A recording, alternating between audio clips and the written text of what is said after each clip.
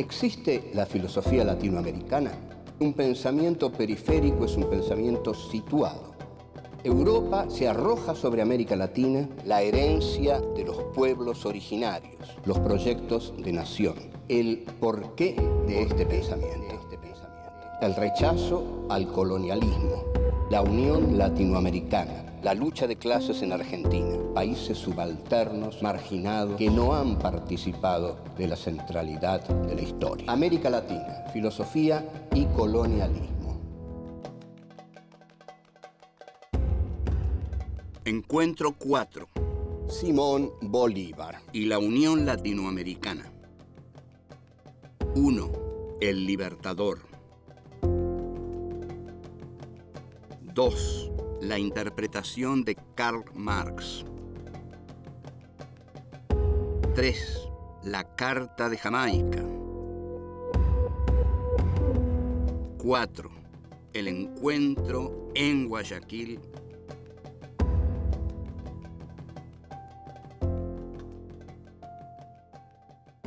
Esta es la cuarta entrega de Filosofía aquí y ahora. También esta es la cuarta entrega, el cuarto ciclo de Filosofía aquí y ahora. Todos estamos muy contentos de haber llegado hasta acá y pensamos llegar mucho más lejos. Nadie nos puede negar el optimismo. Esta cuarta entrega, este cuarto capítulo de Filosofía aquí y ahora, que se llama, no el cuarto capítulo, sino la Filosofía aquí y ahora 4, se llama América Latina, Filosofía y Colonialismo. Esta cuarta entrega está dedicada a Simón Bolívar, una figura muy conocida, demasiado conocida, y como todas las figuras demasiado conocidas, demasiado desconocido también. Demasiado desconocido por las tantas interpretaciones que se han hecho sobre él. En realidad, las interpretaciones siempre caen vertiginosamente sobre los personajes famosos, hasta que finalmente ya no se sabe cuál elegir. A Bolívar, lo que nadie le niega es su condición de libertador de América Latina del poder hegemónico monárquico español, junto a José de San Martín, y yo diría también junto al mariscal Antonio José de Sucre. Simón Bolívar nace en 1783 y muere en 1830. No es una vida muy dilatada, pero es una vida, por supuesto, llena de acontecimientos. Es muy interesante notar que Bolívar muere cuando Juan Manuel de Rosas llega al poder en la Argentina, llega a su primer gobierno. Juan Manuel de Rosas, una figura sobre la que en algún momento nos vamos a detener. ¿Cuál fue el gran proyecto por el que se conoce a Bolívar? A Bolívar se lo conoce por un gran proyecto. Es decir, uno dice Bolívar e inmediatamente resuenan cosas como la unidad latinoamericana, la unidad de América Latina, el continente que forma una sola, un solo bloque frente a todos los otros bloques que puedan enfrentarlo, y también las teorías opuestas, si es que realmente Bolívar estaba detrás de eso y qué viabilidad tenía ese proyecto de la América Latina autónoma y unida, que luego es retomado por otros.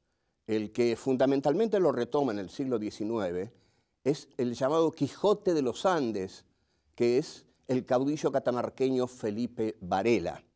Felipe Varela hablaba muchísimo de la unidad latinoamericana, junto con el caudillo sanjuanino Juan Sá, y junto también con el mariscal Francisco Solano López y las montoneras del interior mediterráneo.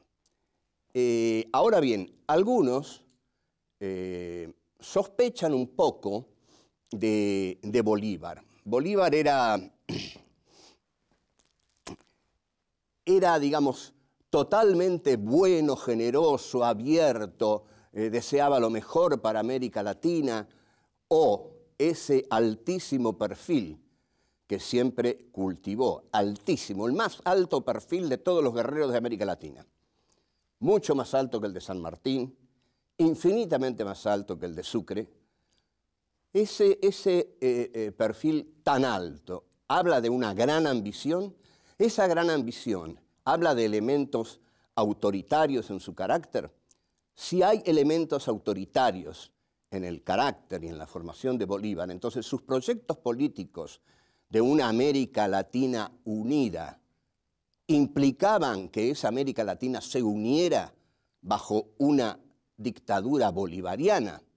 Bueno, esto no lo vamos a poder responder porque nada de esto se realizó.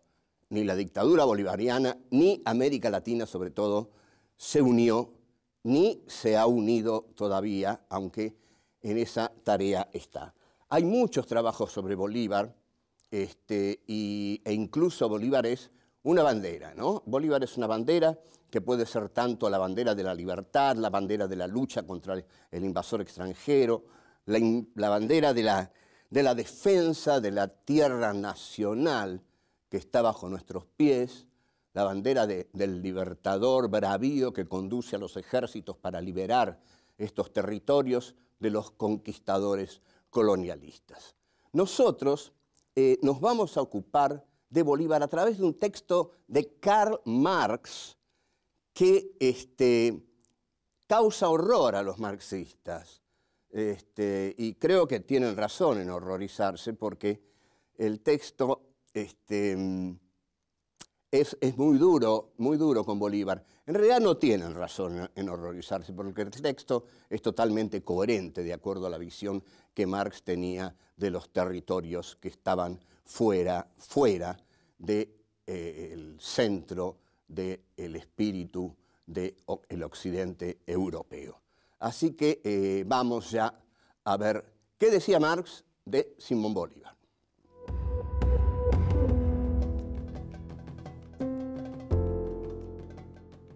El texto de Marx, que ahora vamos a ver, fue un texto muy poco conocido porque recién se lo conoce en 1934. Se lo conoce en la Unión Soviética. Los textos de Marx y Engels sobre el problema colonial no son los más afortunados de su obra. Creo que vale la pena recordar que Engels aplaudió la conquista norteamericana en México, justamente porque la idea era que los norteamericanos iban a llevar relaciones de producción más modernas a México, de las cuales iba a surgir un proletariado vigoroso, industrial y revolucionario. En tanto que de la pereza mexicana, así lo dice Marx y Engels, no iba a surgir nada. Ahora bien, esto se extiende también a Bolívar y Marx no le ahorra nada, le dice que es un canalla, que es un cobarde, que no hubo nada peor que él en la historia, que fue brutal, que fue miserable, pero aparte de estos adjetivos que pudo haber evitado, Marx se lanza a contar la historia de Bolívar. Muchos marxistas nos van a decir, atención, Marx estaba mal documentado, no hay que tomar en serio ese trabajo porque estaba mal documentado, si bien se documentó en el British Museum, donde también se documentó para el Capital, para el Bolívar estaba mal documentado. Esto es un disparate porque es una estupidez decir que Marx era un hombre capaz de documentarse mal, más bien que conocía su trabajo y sabía cómo debía documentarse un escritor, un historiador y un filósofo cuando abordaba un tema. Bien, entonces, comienza a hacer una historia de Bolívar que lo deja mal parado en todas las circunstancias. Dice, no adhiere a la revolución que estalla en Caracas. viaja a Londres a comprar armas, viaja a Londres también a gestionar distintos negocios. La relación Bolívar-Inglaterra es constantemente puesta de manifiesto por Marx. Y lo peor que señala Marx, que además es absolutamente cierto, nadie lo deja de señalar, es que Bolívar tiene conflictos con el general Miranda, nada menos que Francisco de Miranda, a quien Bolívar traiciona y entrega. Bueno, es que Bolívar se estaba abriendo paso él, para protagonizar él la revolución latinoamericana. Y no quería que viniera Miranda a birlarle ese privilegio y ese puesto. Entonces, se convierte en un jefe militar. Uno más, nunca se sabe, pero nunca puede ser Bolívar uno más. Se transforma en un personaje muy importante en Venezuela, de una enorme personalidad, y comienza a llevar adelante campañas muy exitosas contra los españoles, acompañado siempre por Antonio José de Sucre, que era un estratega militar genial. Así es como Bolívar entra en Caracas en agosto de 1813, 3 años después de la Revolución de Mayo en la Argentina. Y directamente se proclama libertador de las provincias occidentales de Venezuela. Y también, esto se lo reprocha a Marx, que digamos que entra en Venezuela y se declara inmediatamente dictador de Venezuela. Marx describe la entrada de Bolívar en Venezuela como una entrada apoteósica y, bueno, la imagina como la entrada de un Napoleón. Creo que Marx ve en Bolívar a un Napoleón Le Petit que lo fastidia mucho y que él le va a bajar los humos a ese general al que tanto se intenta engrandecer. La que da Marx es, sin embargo, por supuesto, una visión eurocéntrica de un general festivo, porque describe a las tropas de Bolívar y al mismo Bolívar como muy entregados, digamos, a los festejos y a la alegría y a lo dionisíaco y a la embriaguez de los éxitos que se van logrando. Y esto es cierto, una mirada muy de un europeo sobre el continente americano, que para los europeos siempre fue un continente lleno de vida, lleno de sangre, lleno de alcoholismo, lleno de desbordes, hasta que el que hace, digamos, el gran negocio con esto, y espero que nadie se ofenda, es Gabriel García Márquez, cuando escribe 100 años de soledad e inventa el realismo mágico. ¿Qué es lo que los europeos quieren? ¿Qué quieren los europeos de América Latina? Bueno, que los cerdos vuelen. Por supuesto, les encanta eso. Entonces, el realismo mágico se impone durante años y años y años, y los europeos compran eso. Después empiezan a comprar dictaduras, desaparecidos, y todavía están en eso. ¿Por qué? Porque Europa todavía sigue considerando que ella es la racionalidad y América Latina es el desorden, la pasión, lo turbulento.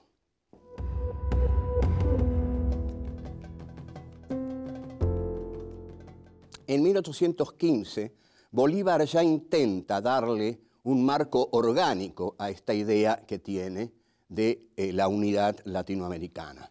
Para eso redacta una carta de Jamaica, y esta carta de Jamaica es justamente la que debe dar los lineamientos para la unidad latinoamericana, que, y esta es la gran sospecha de todos, y la certeza casi unívoca, que esa unidad latinoamericana Bolívar quiere que sea puesta a sus pies, o al menos que sea dirigida por él mismo como caudillo político y militar. Es decir, él asumiría un comando estratégico de la unidad latinoamericana. Ustedes observen a esta altura cómo las oligarquías criollas de todos los países de América Latina estarían mirando a Bolívar como una especie de loco que intentaba unir lo que no quería unirse de ninguna manera, porque cada una de las oligarquías de los países de América Latina quería hacer sus propios negocios luego de lograda la independencia. En este sentido, quizás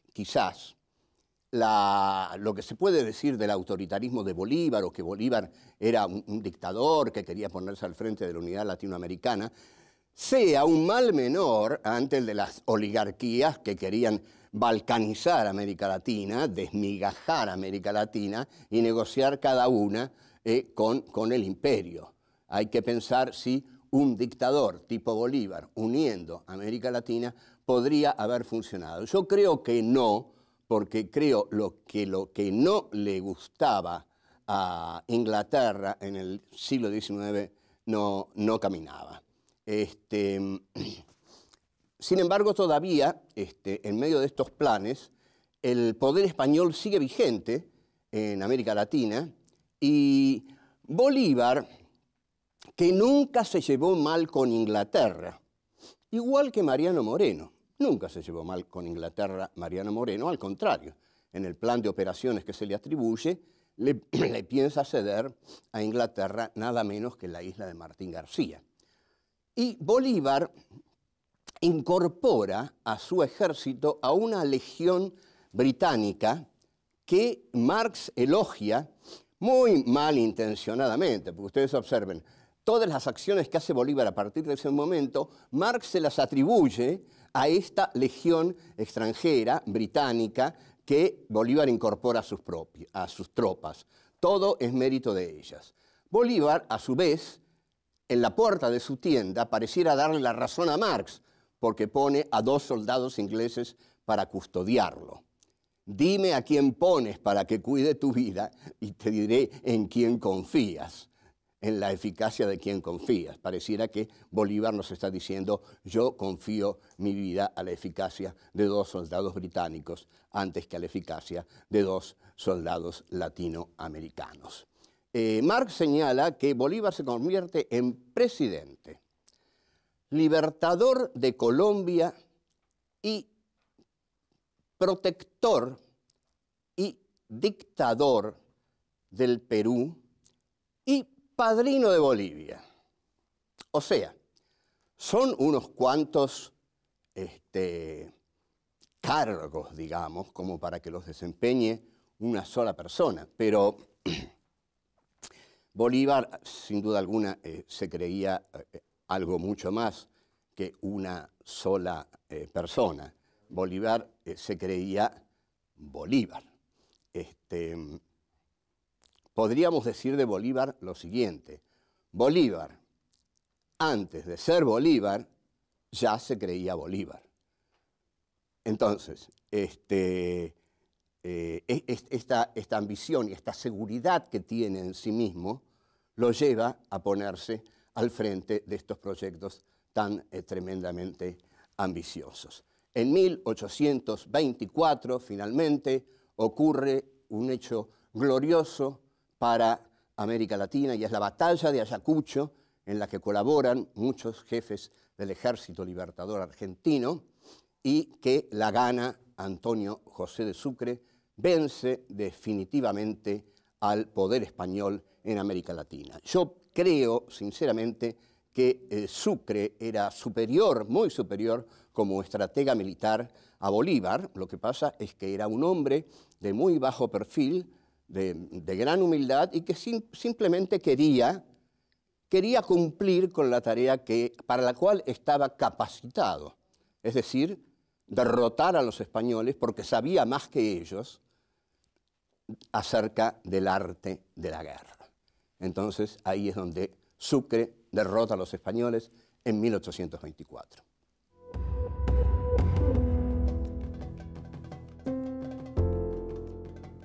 El 26 de julio de 1822 hay un encuentro que es el encuentro de los encuentros del siglo XIX.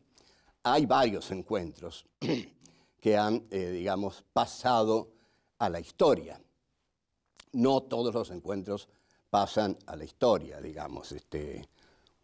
Yo me encontré con mucha gente y la verdad creo que ninguno pasó a la historia, pero si se encuentran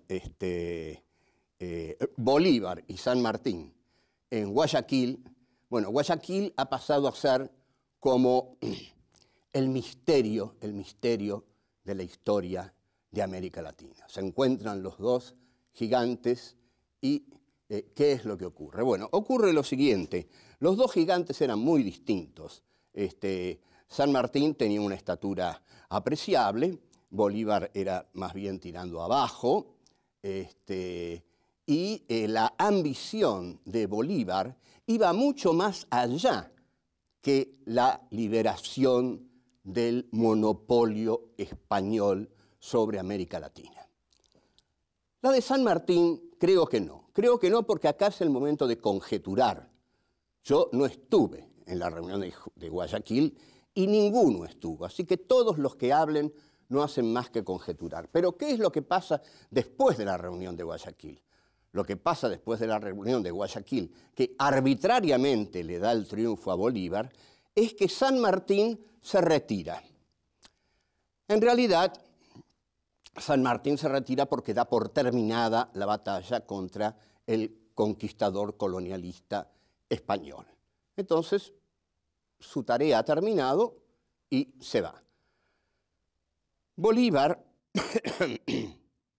seguramente le habrá contado en esa entrevista a San Martín los planes de la América Latina unida, los planes de unificar todo el territorio latinoamericano, seguramente le habrá dicho bajo mi conducción, o en todo caso le habrá propuesto compartir la conducción, cosa que a San Martín le habrá importado un pito porque San Martín no tenía ambiciones de gobierno, era un militar estrictamente, un estricto militar que vino a realizar una tarea militar y la realizó brillantemente y se va.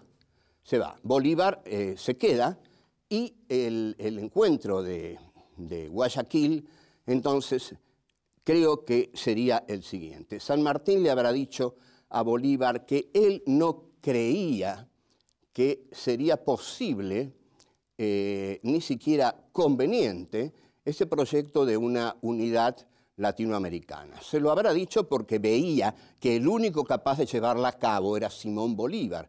Y si el único capaz de llevarla a cabo era Simón Bolívar, el único capaz de ponerse al frente de la empresa era Simón Bolívar. En consecuencia, San Martín se va a su retiro europeo y el ejército libertador retorna y Bolívar continúa con sus emprendimientos geopolíticos, digamos. San Martín, al contrario de Lavalle, que somete al ejército libertador como policía interna dentro de la política nacional argentina, al utilizar nada menos que al ejército libertador para derrocar a Dorrego y fusilarlo, Lavalle es el San Martín que San Martín no quiso ser. Lavalle es el San Martín que San Martín se negó a ser. Un militar no es un policía, le habrá dicho San Martín. Mi tarea como militar fue echar de América Latina al Imperio Español. No tengo nada más que hacer aquí y jamás desenvainaré mi espada en luchas fratricidas. Sin embargo, ojo, desenvainó su espada otra vez. ¿Cuándo? Insólito hecho. Cuando Juan Manuel de Rosas, en la batalla de la Vuelta de Obligado, sorprende a los ingleses ofreciéndoles una resistencia denodada y ejemplarmente patriótica, San Martín le envía al restaurador de las leyes el sable que me acompañó durante toda la conquista de los Andes contra los españoles. Entonces, qué actitud excepcional esta de San Martín, ¿no? Qué reconocimiento enorme hacia Rosas. Otra vez la teoría de que San Martín estaba mal informado, etc. No, San Martín no estaba mal informado. Le mandó el sable a Rosas porque vio en Rosas, en 1840 y pico, avanzados, una nueva figuración, encarnación, de la lucha libertaria que él había llevado en sus años jóvenes. En cuanto a Bolívar, siguió desarrollando sus buenas relaciones con Inglaterra, sobre todo a través de tratados de comercio. Ahora, la idea de la unidad de América Latina no se llevó a cabo nunca, muy sencillamente por la siguiente razón. Cuando hay un imperio tan poderoso como el Imperio Británico en el siglo XIX, no le conviene tener enfrente a un bloque de poder como hubiera sido una América Latina unida económica, social y políticamente, y bélicamente. En consecuencia, Inglaterra, apoyada en las oligarquías locales, desmembró América Latina. Esa unidad está siendo hoy retomada, pero también con enormes luchas internas, porque el llamado populismo latinoamericano, y tan denostado por todos los civilizados del neoliberalismo, está visto como una nueva restauración de la unidad de América Latina que será cercenada por el poder de turno, o al menos eso se intentará. ¿Qué viabilidad tenía ese proyecto de la América Latina autónoma y unida?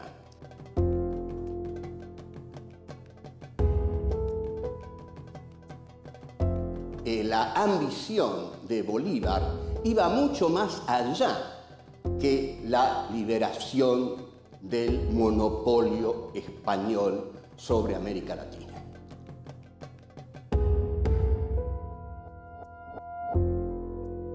Bolívar quiere que sea puesta a sus pies, o al menos que sea dirigida por él mismo como caudillo político y militar.